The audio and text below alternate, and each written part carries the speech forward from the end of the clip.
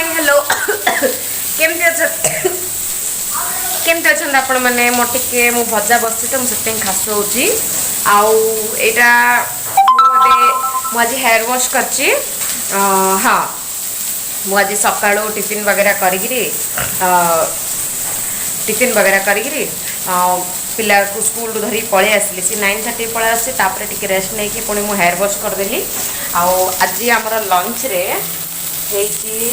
Rice papaya potato मसाला देकी fry आउ कांजी कांजी तो केमती होची आम सब जानते ओडिया माने एतिकी रोसे आज मोर ब्लॉगटा माने कौन कुक लंच पर फोकस नहीं आज मत इवनिंग गोटे जबार अच्छी से मु कौन लंच कुक करके गलापर से आसिक खाई रेस्ट नहीं पड़ाला मुझे बाहर जी मोर टे कम अच्छी कम नहीं आपको भी धरिकी नेबी आवा तो मिसिक जा गले देखिए कौन जाऊँगी कौन जाऊँगी मुझे रेडी होगी दुकान को बाहर पड़ी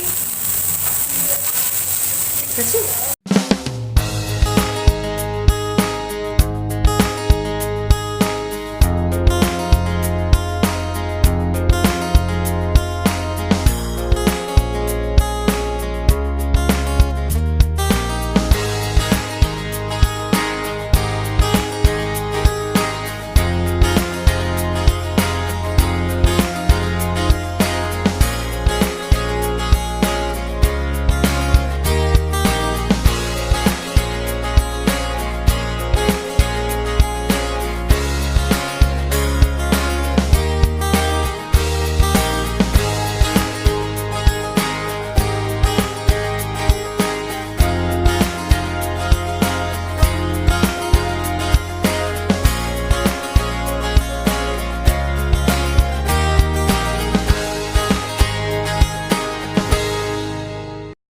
देन देखो तो मु पूरा रेडी हेलेनी कहती ना मुझे कड़े जबार अच्छी बोली मुझे रेडी होगी बाहर एवं संध्या 5टा बाजिले मोर मु लंच मोर प्रिपेरेसन करदेली दुकान को पड़ेली लंच करदेली पु को पाठ पढ़े पढ़िया ट्यूशन पठेदेली आबे मु जाऊँगी आमर बड़ माई घर को बड़ माई देह भल ना तो तांको टिके आमे देखा करने जाऊँ आज पाखापाखि मोर गोटे कजन भौणी बड़ दीटा बड़ माँ आम सब मिसिकी जाऊँ आज देन सेठिकी जीवा चल।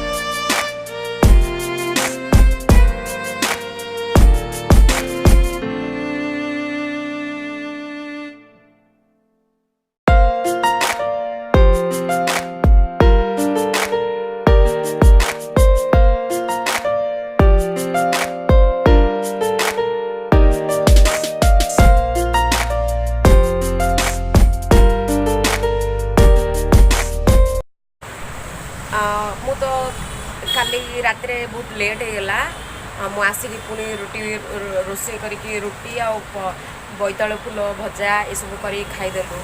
କାଲି ଆମେ ବଡ଼ ମାଇଁ ଘରକୁ ଆଉ ଆଈ ଘରକୁ ଯାଇଥିଲୁ ସମସ୍ତେ ମିଶିବାକୁ। ସମସ୍ତଙ୍କୁ ମିଶିଲେ ଭଲ ଲାଗୁଛି ବଟ୍ କାହାର ଦେହ ଭଲ ନଥିଲେ ଭଲ ଲାଗୁନି।